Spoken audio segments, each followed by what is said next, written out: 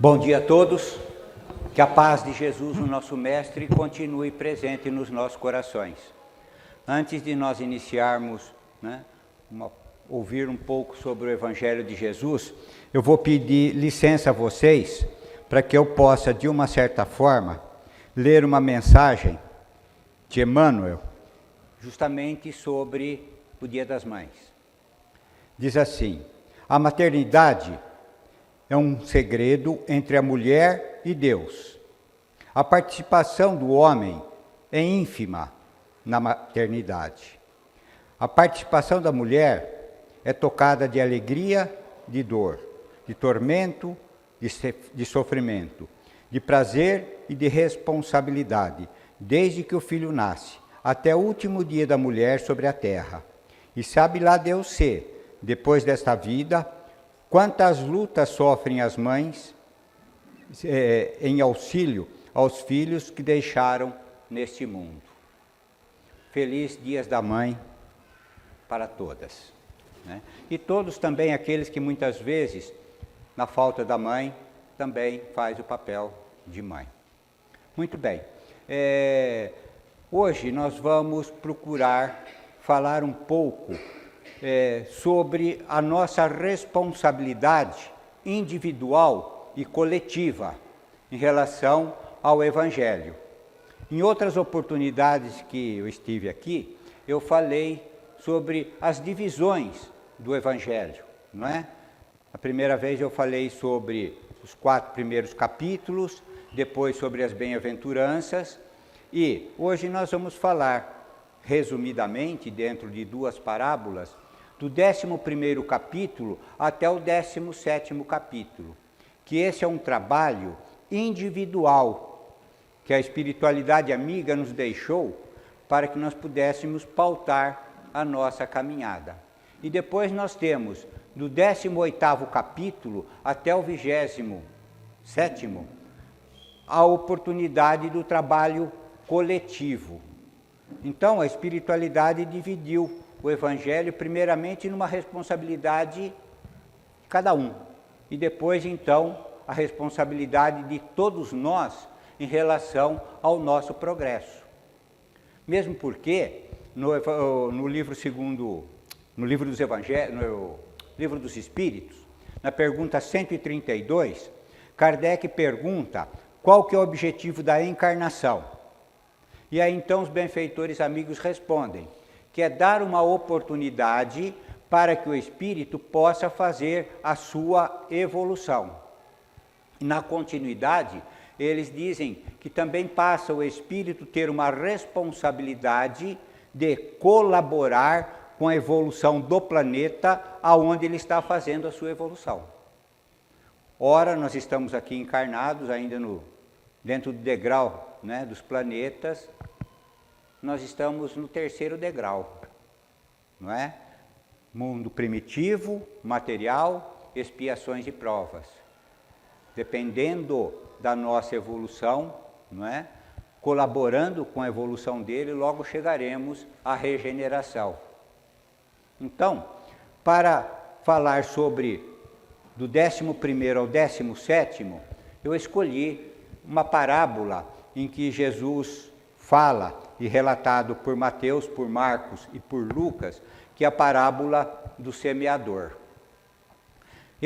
Nós lermos as 3 parábolas, né, nos 3 evangelistas, nós vamos perceber alguma diferença no relato dessas parábolas. A essência é a mesma, é apenas 1 ou 2 palavras que existe de diferente nisso aí. Lucas, na sua parábola, não difere muito de Mateus e de Marcos. Ele só acrescenta assim: aquele que semeia saiu para semear a sua semente. Mateus e Marcos fala: o semeador saiu a semear. Essa é a única diferença.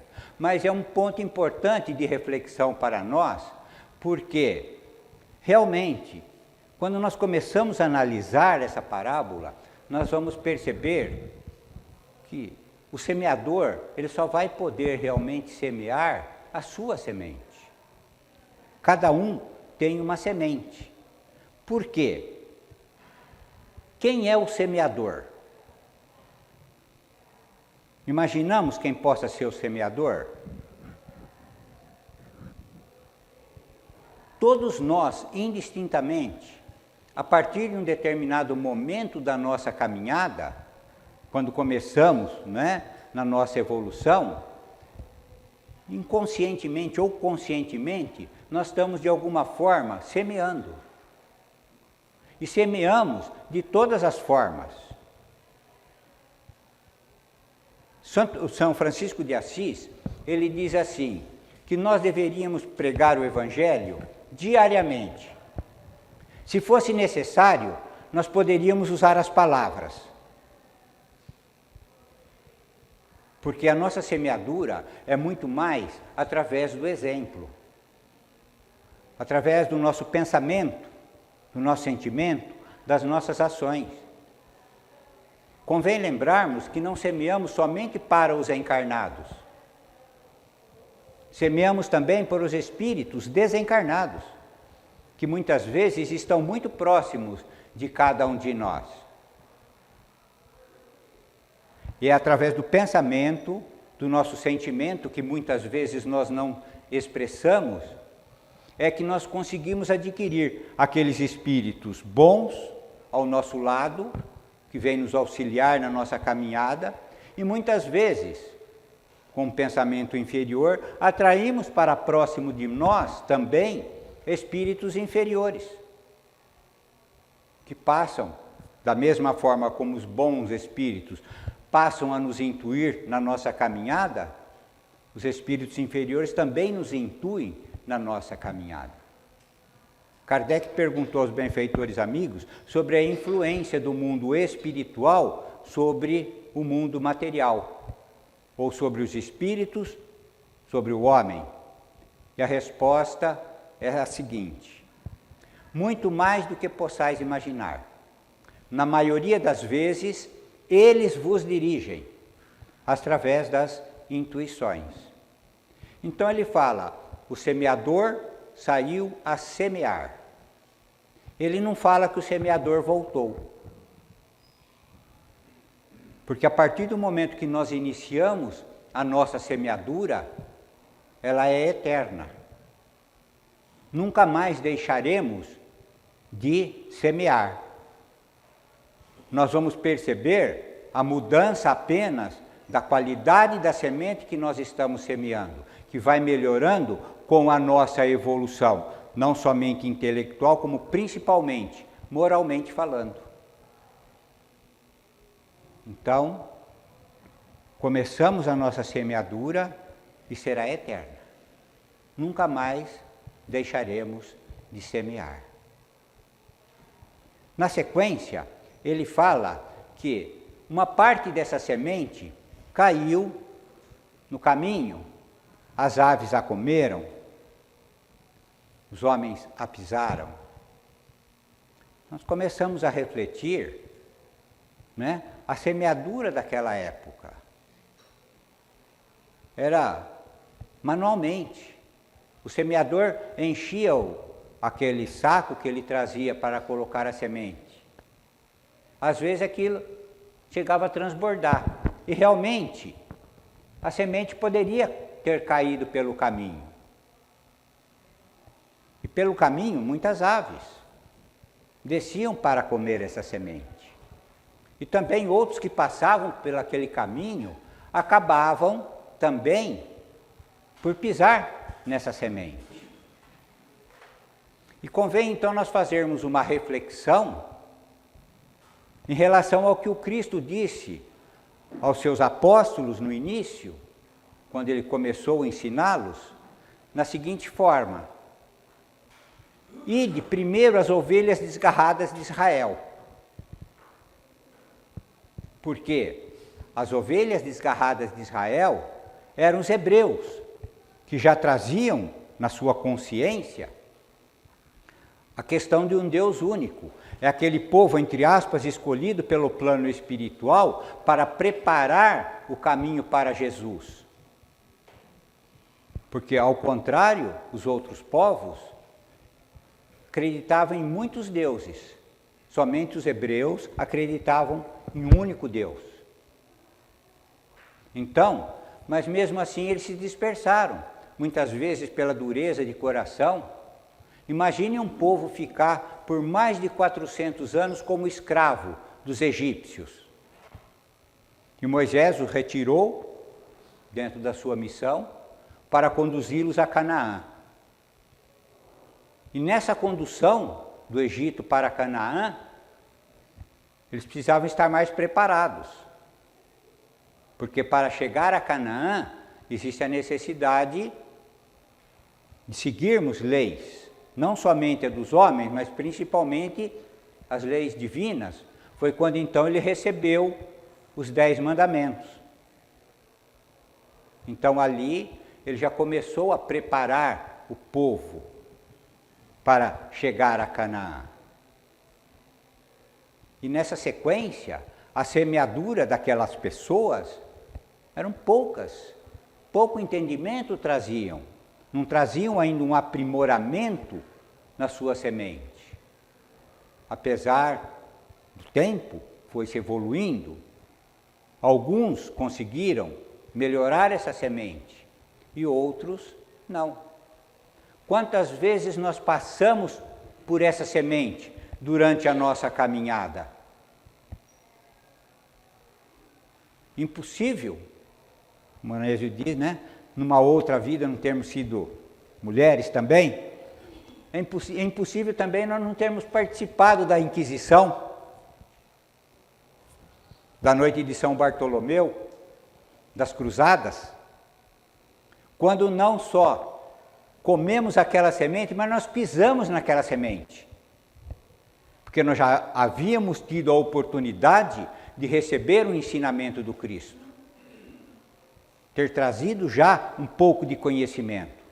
Mas mesmo assim, muitas vezes pisamos nessa semente. Ouvimos, comemos, engolimos, lemos um livro, não é? Entre aspas, deglutimos aquelas palavras, mas não foi o suficiente para que ela pudesse frutificar. E aí então Cristo começa a falar que uma parte dessa semente, ela acabou caindo no meio das pedras. Na verdade, naquela região muito pedregosa, árida. Logo as sementes ali brotaram, mas pela falta de raiz, acabaram por secar.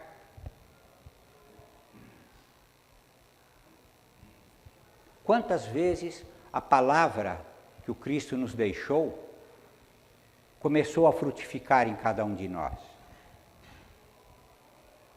E quantas vezes, devido, às vezes, a dureza do nosso coração.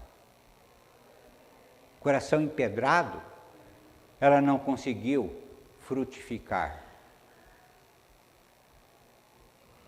Porque quando Cristo, após seu desencarne, voltou a se encontrar com os discípulos, Marcos, no seu capítulo 16, ele relata que aí então Jesus chegou a eles e disse, naquele momento, ide e pregai a todas as criaturas. E como eles haviam aprendido do Mestre que tudo na natureza era uma criatura divina, eles questionaram, mas as aves não são criaturas? As pedras não são criaturas?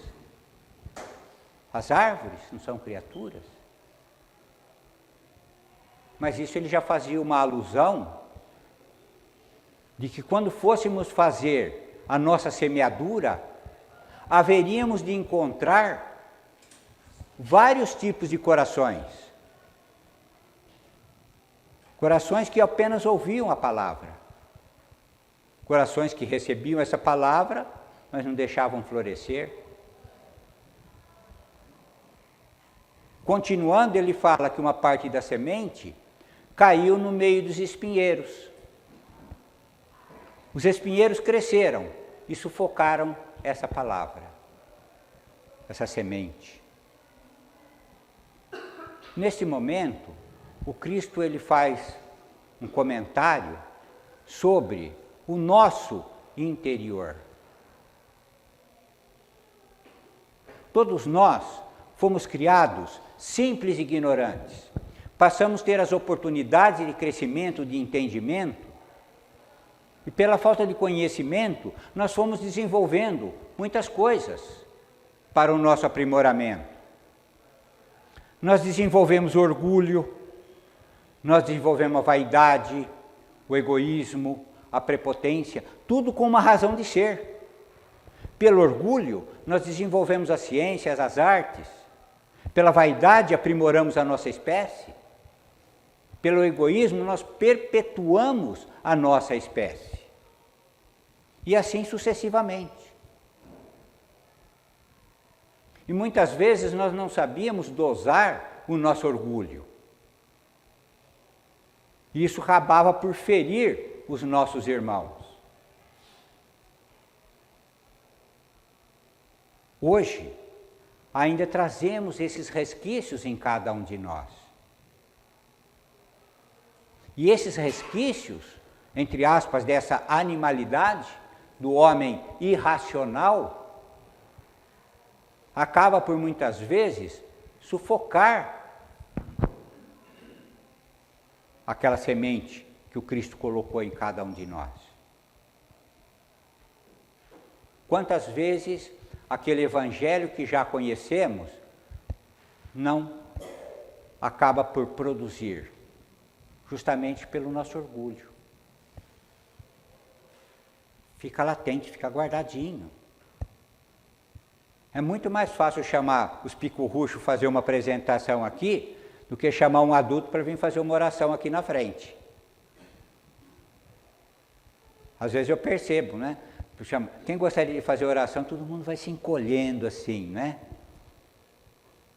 Por isso que Jesus faz aquela comparação, né?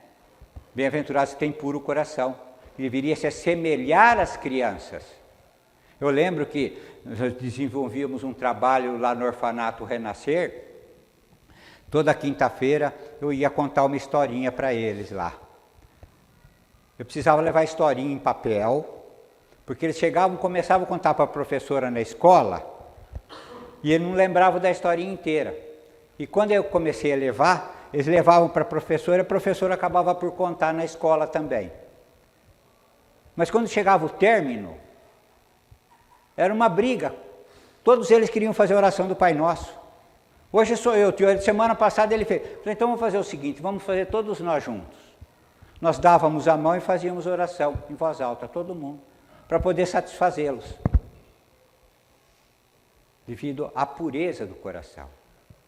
Mas quando nós vamos crescendo, nós vamos deixando, né, aqueles espinhos que trazemos em cada um de nós começar a sufocar a nossa semente. Nós vamos percebendo que nessas 3 fases dessa parábola, o semeador não desanimou. Ele enfrentou aquelas pessoas que, de uma certa forma, ouviram apenas a sua palavra e continuaram a sua caminhada. Ele encontrou pessoas que semeou, mas a dureza do coração não deixou florescer. E também enfrentou pessoas com muito espinho no coração. Mas mesmo assim ele não desistiu. Ele continuou perseverante na sua caminhada. Mesmo que nós, de uma certa forma, tenhamos perdido, né, 3/3 da nossa caminhada, ou 3/4, poderíamos assim dizer, da nossa caminhada, nós temos ainda 1/4 pela frente. E poderemos aproveitá-la, como ele aproveitou. Ele chegou num lugar onde a terra estava propícia, já havia sido preparada. E ali ele começou a semear. E nessa semeadura, uma semente rendeu 30, outra rendeu 60, outra rendeu 100. Então nós vamos perceber que a nossa semeadura, ela precisa ser perseverante, continuar, não podemos parar.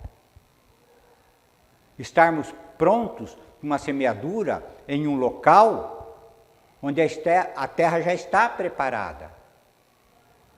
Quando alguém nos perguntar alguma coisa, precisamos saber responder. A nossa semeadura será melhor do que nós começarmos a lançar a nossa palavra aos quatro ventos. Isso nós vamos fazendo com que a nossa semeadura possa produzir mais. Então devemos estar preparados com a nossa semente aprimorada, para quando nós conversarmos com alguém que nos pergunte alguma coisa, a gente possa esclarecê-las. Isso aí sim vai surtir um bom efeito. E quando ele faz aquela comparação, às vezes nós falamos ou dizemos alguma coisa para alguém, não vai frutificar não. Às vezes tem 10 pessoas, 1, 2 pode frutificar. Não vamos querer nós fazer com que 100% daquelas pessoas que nos ouvem, caminham conosco na nossa caminhada, possam fazer a sua transformação também. E aceitar as nossas orientações, as nossas palavras. Mas uma coisa é certa. O Cristo, quando ele fazia um sermão, ele conseguia muito na sua plantação. Frutificava muito. Por quê? Por causa da sua palavra, do aprimoramento da sua palavra. O degrau de evolução que ele se encontrava naquela época, porque hoje já é bem maior do que era, ele também continua a sua evolução, era o suficiente para tocar centenas de corações.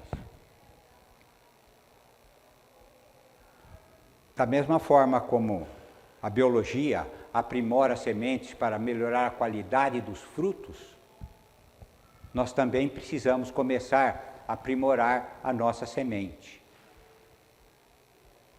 Mudança de pensamento, mudança de sentimentos, de atitudes no nosso dia a dia.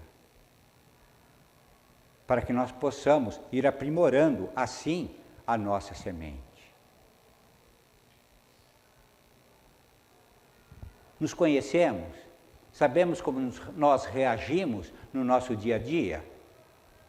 Ou em algumas situações nós agimos e depois nós paramos e refletimos. Se eu tivesse pensado, eu não teria agido dessa forma. Justamente pela falta de conhecimento. Então nós temos, né, a necessidade de buscar o conhecimento e a prática desse conhecimento. Na pergunta 625 do Livro dos Espíritos, Kardec pergunta aos benfeitores amigos qual o tipo mais perfeito que Deus ofereceu ao homem para lhe servir de guia e modelo. Nós vamos encontrar lá a pergunta com a menor resposta do Livro dos Espíritos. Apenas uma palavra. Jesus. E ele pergunta guia e modelo.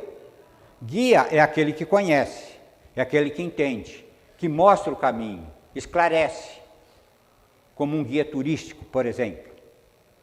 E modelo é aquele que pratica aquilo que ele mostrou, aquilo que ele esclareceu.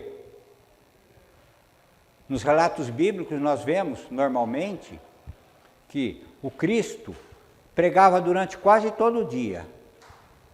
À noite, antes de se recolher para a sua oração, onde se encontrava o Cristo? Trabalhando junto com os mais necessitados na periferia das cidades. Por quê? Ele ensinava e depois iria mostrar para os seus discípulos como deveriam proceder, através das ações. Emmanuel fala que nós temos 2 asas, a asa da intelectualidade e a asa da moral. Se nós desenvolvermos apenas a asa da intelectualidade, nós não vamos conseguir alçar voos mais altos. nós vamos ficar sempre no nosso plano. Mas a partir do momento em que nós desenvolvemos a nossa asa da moral, ou seja, colocar em prática aquele conhecimento que trazemos, nós passamos então a ter o merecimento de alçar voos mais altos. Deixarmos um planeta de provas e expiações e passar para um planeta de regeneração. O maior exemplo sobre isso, Bezerra de Menezes, quando esteve entre nós. O pai dele, uma pessoa boníssima, produtor de café, na cidade de Riacho do Sangue. Ele era tão bom que quando o filho queria fazer medicina no Rio de Janeiro, ele não tinha dinheiro para dar para o filho. Bezerra vinha para o Rio de Janeiro. Ele precisou emprestar dos amigos de familiares para colocá-lo no navio e vir. E quando Bezerra aqui chegou, ele não tinha dinheiro para fazer a sua vestimenta, um terno, por exemplo. Quem fazia o terno era o alfaiate. E ele pagava de pouquinho. Ele não acreditava em Deus. Totalmente cético. Até que um dia, um aluno lá da faculdade pediu para que ele lhe ensinasse matemática. E ele não tinha conhecimento nenhum de matemática, ele não era o forte dele. Mas o aluno insistiu, queria aprender matemática. E ele falou assim, olha, então eu vou me preparar para te dar aula de matemática. O aluno pegou e pagou adiantado as aulas de matemática. Até agora, às 7 horas da manhã, parece que o aluno não voltou. Por isso, que daquele momento em diante, Bezerra começou a acreditar em algo superior, além das coisas materiais. E foi se desenvolvendo. Tinha conhecimento e foi desenvolvendo a parte moral. Terminou na cama, sua casa, recebendo donativos das pessoas que iam visitá-lo. Deixavam dinheiro embaixo do travesseiro para que a família pudesse, de uma certa forma, se sustentar materialmente falando. Porque tudo que ele havia adquirido, ele doou para as pessoas. Esse é um trabalho individual de cada um de nós, que nós precisamos fazer. E também tem um outro trabalho que nós precisamos nos associar. Ninguém vai conseguir fazer uma transformação de uma humanidade sozinho. Primeiro precisamos fazer a nossa transformação interior e percebemos a necessidade de nos unirmos para conseguir continuar a desenvolver o trabalho que o Cristo iniciou há quase 2000 anos atrás. Ele não precisou do concurso dos encarnados, entre aspas, dos essênios, dos apóstolos. Do plano espiritual, então, nem se fala, a gente não tem noção da quantidade de espíritos que vieram em auxílio do Mestre. E, consequentemente, quando nós buscamos a nossa melhora, a nossa transformação interior, benfeitores amigos começam a se aproximar de cada um de nós. Começam a nos intuir nos trabalhos a serem desenvolvidos. Porque precisa muito trabalho ainda pela frente. Principalmente nesse momento derradeiro do nosso planeta Terra, onde muitos espíritos inferiores, moralmente falando, estão tendo a mesma oportunidade para que futuramente não venham reclamar que não tiveram oportunidade nesse momento intelectual do nosso planeta, porque nós somos 7 bilhões encarnados, mais 21 bilhões desencarnados. E à medida que materialmente um planeta se evolui, todos os espíritos que fazem parte da evolução desse planeta têm que ter a mesma oportunidade. E aí então nós estamos percebendo a quantidade de espíritos que ainda continuam com as suas inequidades. E cabe a nós que estamos aqui, com o nosso exemplo, orientá-los para que os seus corações possam ser tocados também e buscar uma transformação interior. É aí que é o trabalho coletivo, em que nós percebemos que do capítulo 18º até o 27º, é um trabalho que todos nós precisamos fazer. E aí então, nós vamos buscar lá no capítulo 20, não é? Evangelho segundo o Espiritismo, o Evangelho que também está relatado no Evangelho de Mateus, sobre os trabalhadores da última hora. Em que o Cristo fala que o reino dos céus é semelhante a um pai de família que, precisando colher as suas uvas, ele precisava de trabalhadores. E logo nas primeiras horas da manhã, ele saiu para buscar trabalhadores. É muito comum naquela época, e hoje em alguns lugares também se contrata mão de obra esporádica para isso. Muito mais comum hoje em dia aquelas pessoas que carregam e descarregam caminhões, que ficam em determinados lugares esperando alguém que possa contratá-los. Naquela época também era assim.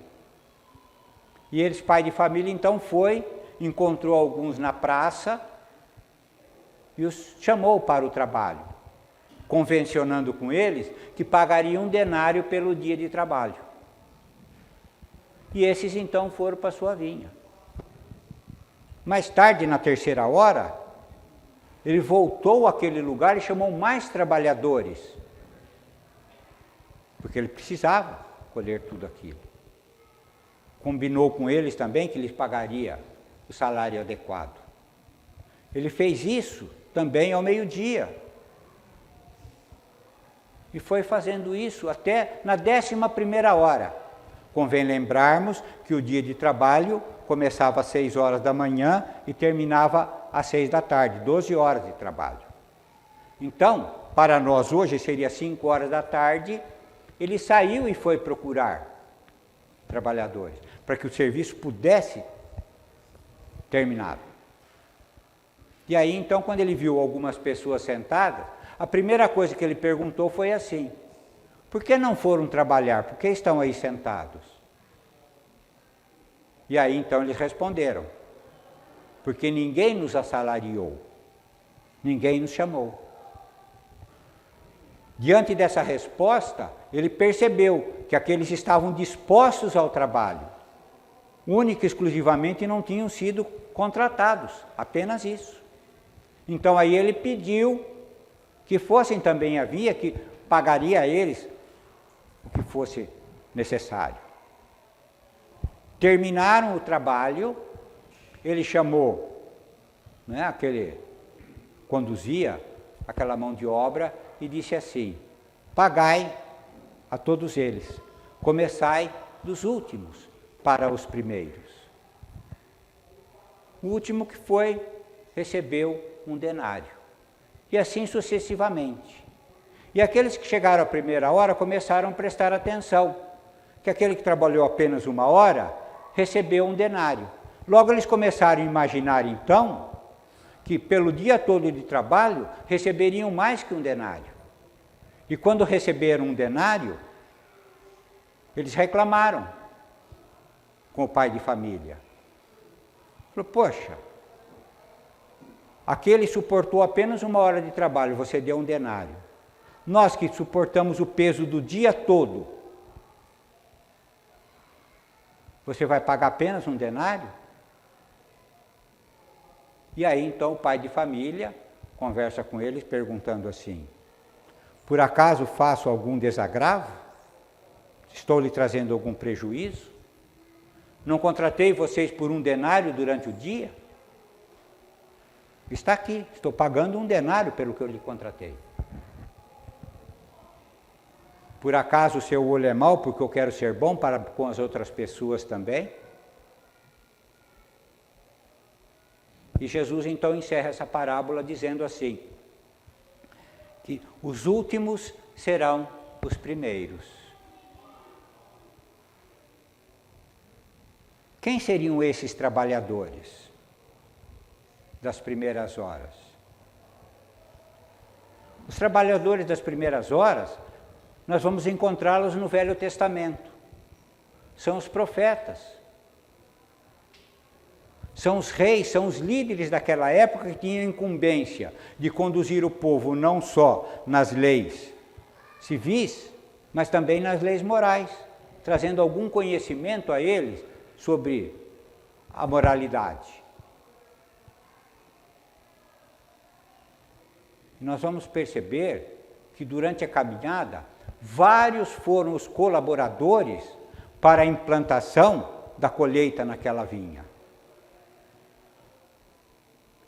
Jesus mostra que constantemente tem a necessidade de ter o trabalhador para que possa fazer a colheita daquela plantação. Vieram os hebreus, receberam os 10 mandamentos. Eu fiquei imaginando, quando eu estudava essa parábola, eu acho que o momento mais difícil para todos nós é o meio-dia, não é? Já pensou trabalhar numa lavoura ao meio-dia? Sol quente? Com todas as dificuldades? Eu fiquei imaginando, eu acho que o Cristo veio ao meio-dia. Na parte mais difícil do trabalho ser realizado. Ele veio também. Ele esteve aqui entre nós.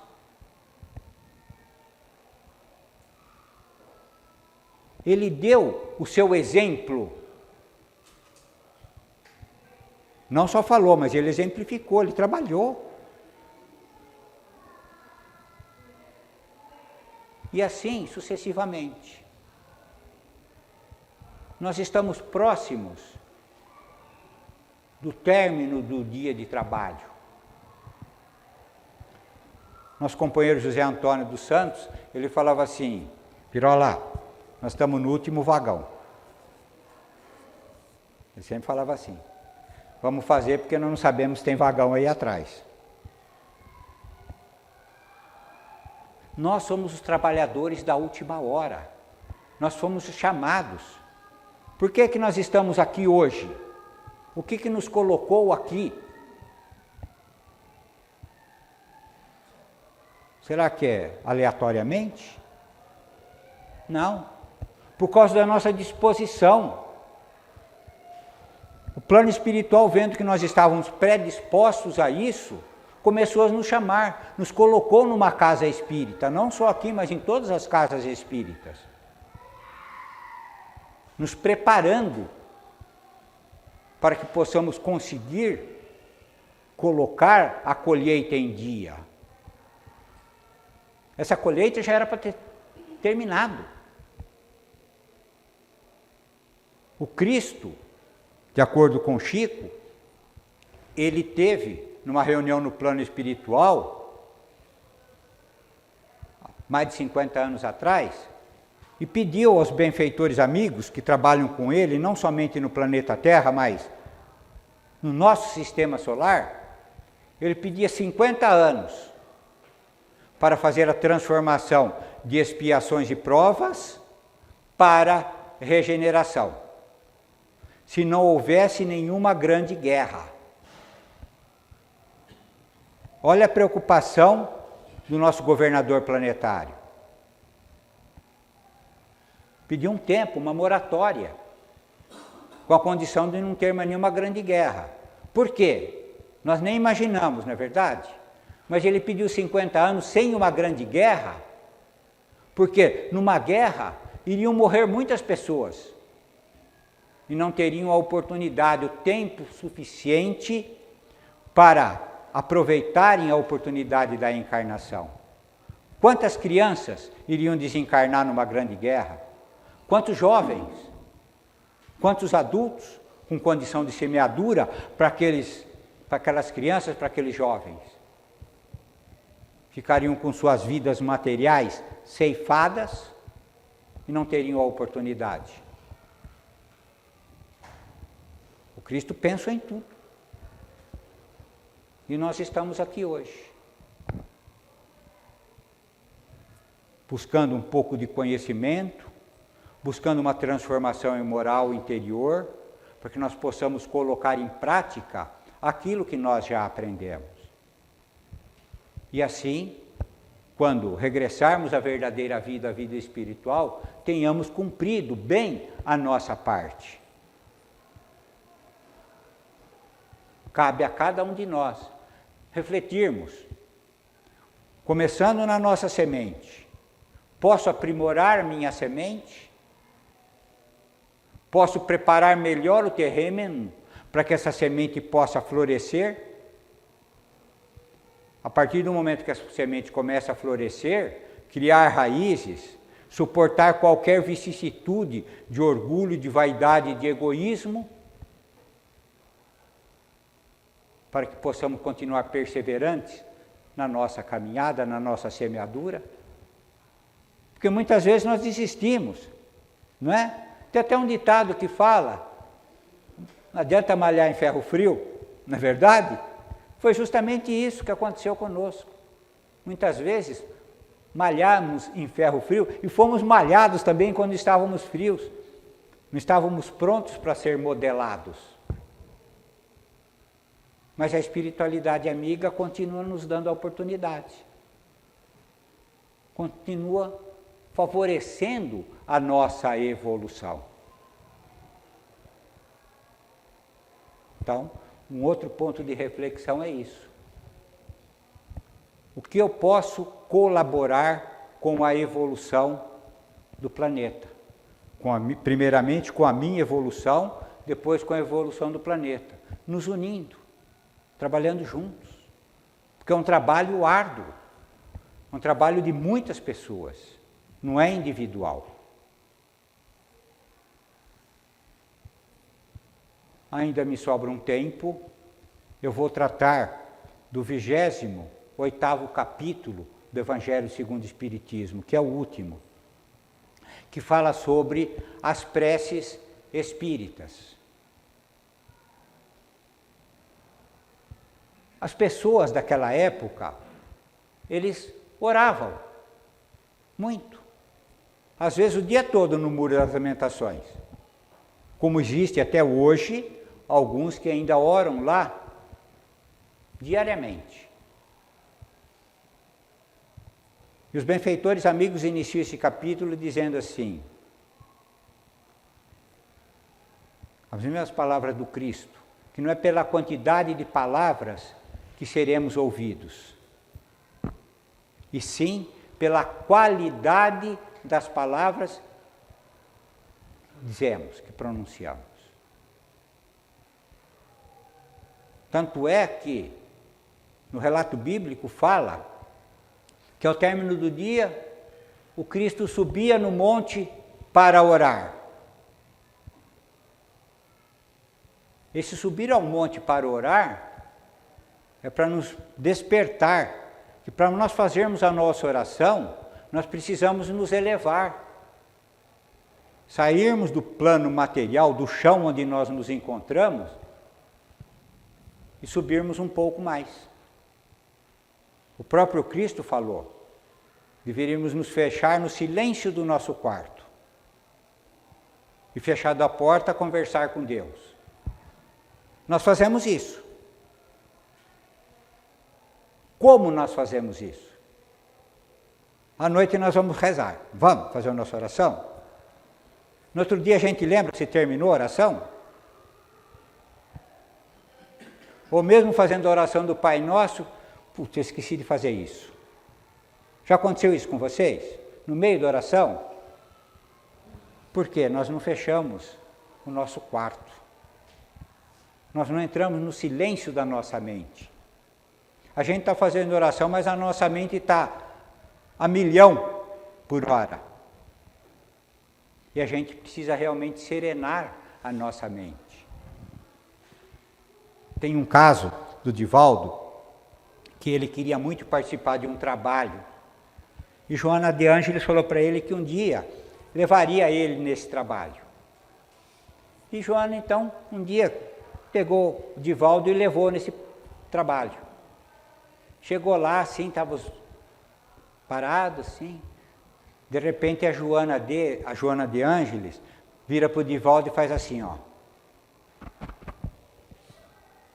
O Divaldo, assim, falando nada, a Joana vira para ele e faz assim, ó. Ele não estava falando uma palavra, mas a ansiedade dele para conhecer aquele trabalho, ver como é que funcionava, estava deixando a cabeça dele um turbilhão. E mais importante, não é só pedir, é saber pedir. O que nós pedimos na nossa oração? Em relação a isso, tem uma historinha contada por um companheiro nosso de doutrina, já desencarnado, o Alice Leal Rodrigues, daqui de Araraquara. Ele criou uma história chamada Santo Antônio e a Vaca. Essa historinha virou um filme, foi feito aqui na Fazenda Salto Grande. Essa historinha fala que todo dia à noite chegava ao plano espiritual, para Santo Antônio, uma luz muito intensa. Um dia Santo Antônio chegou para um seu ajudante e disse assim: eu gostaria de saber o porquê essa luz chega até nós todos os dias. Amanhã, nesse horário, você vai descer e vai ver o porquê dessa luz. No outro dia, o ajudante de Santo Antônio, próximo daquele horário, quando a luz começou a surgir, ele desceu. Começou a olhar tudo de onde vinha aquela luz. Cada detalhe ele prestou muita atenção. Quando a luz se intensificou, ele adentrou a casa. Percebeu o porquê daquela oração. Terminada a oração, eles foram dormir e ele retornou. Quando ele retornou, Santo Antônio falou: por quê? Falou: olha, eu fui lá. É uma família muito humilde, a casa é muito pobre, não tem cerca, está cheio de mato, a porta quebrada, nem luz elétrica tem. E por que eles estão orando? Eles sempre pedem que o Senhor tome conta de uma vaca, porque dessa vaca eles tiram o sustento, vende o leite, faz o queijo e tudo mais. E eles se sustentam com isso. Então Santo Antônio falou assim: então amanhã você vai me levar lá. No outro dia à noite, começou a luz, eles vieram. Aí, antes de intensificar aquela luz, o ajudante de Santo Antônio começou a mostrar: olha, a casa assim, assim, pá. E ali, a hora que a luz começou a intensificar, eles entraram na casa. Santo Antônio ouviu a prece, tudo e tal. Terminado, eles foram dormir. Santo Antônio saiu, falou para o seu ajudante: onde que fica a vaca? Ah, fica ali, está lá, assim, assim, está muito bem guardado, porque aqui tem um abismo, assim, assim, assim, assim. Falou: vamos lá. Chegou lá, ele falou assim para o seu ajudante: abre a porteira. O ajudante falou assim: pelo amor de Deus, tem um abismo ali. À noite, no escuro, essa vaca vai cair no abismo, vai morrer. Abre a porteira. Abriu. Esperaram, a vaquinha foi passando, caiu e morreu. Agora Santo Antônio falou: agora nós podemos ir embora. Vamos ver se amanhã essa luz virá novamente. No outro dia, a luz não veio. Uma semana, a luz não veio. Passou 1 mês, 2 meses, tal. Depois de muito tempo, a luz começou a voltar. Fraquinha, mas começou a voltar. Quando a luz ficou na mesma intensidade que era anteriormente, Santo Antônio falou: vamos lá ver como é que está aquela situação. E desceram. Quando eles chegaram aqui, estava totalmente diferente. A casa inteirinha arrumada, cerca em volta dela, não tinha mais mato, não tinha mais nada. Luz elétrica. Os filhos das pessoas estudando, cheio de utensílios domésticos. Quando começou a oração, então intensificar a luz, eles entraram. Vamos ver o porquê da oração. Eles estavam agradecendo a Santo Antônio por não ter tomado conta da vaca. Aí Santo Antônio falou, agora nós podemos ir embora. Essa historinha nos mostra que muitas vezes nós fazemos determinados pedidos ao plano espiritual que, de uma certa forma, nós muitas vezes não temos necessidade. Cada um de nós, quando reencarna, sempre recebe aquilo que lhe é necessário para fazer a sua caminhada. Tem leis divinas que não podem ser derrogadas ao nosso bel prazer. Nós temos um ente querido, doente, para desencarnar, sofrendo dores físicas, dores morais. Nós estamos fazendo o quê? Pedindo para ele não desencarnar. Porque nós somos bonzinhos? Não, porque nós somos egoístas. Nós queremos que ele fique do nosso lado. Não importa a dor física, a dor moral pela qual ele está passando.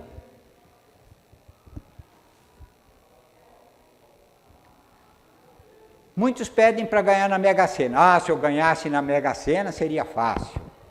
Não é verdade? Às vezes para e reflete, né? Um degrau de evolução, orgulho, vaidade, egoísmo. Já pensou se a gente ganha na Mega Sena? Não vou contar para ninguém, mas haverá sinais, não é verdade? Às vezes a gente vê uma brincadeirinha assim, não vou contar para ninguém, mas haverá sinais. Quais seriam os sinais que nós vamos emitir nesse degrau de evolução no qual nós nos encontramos?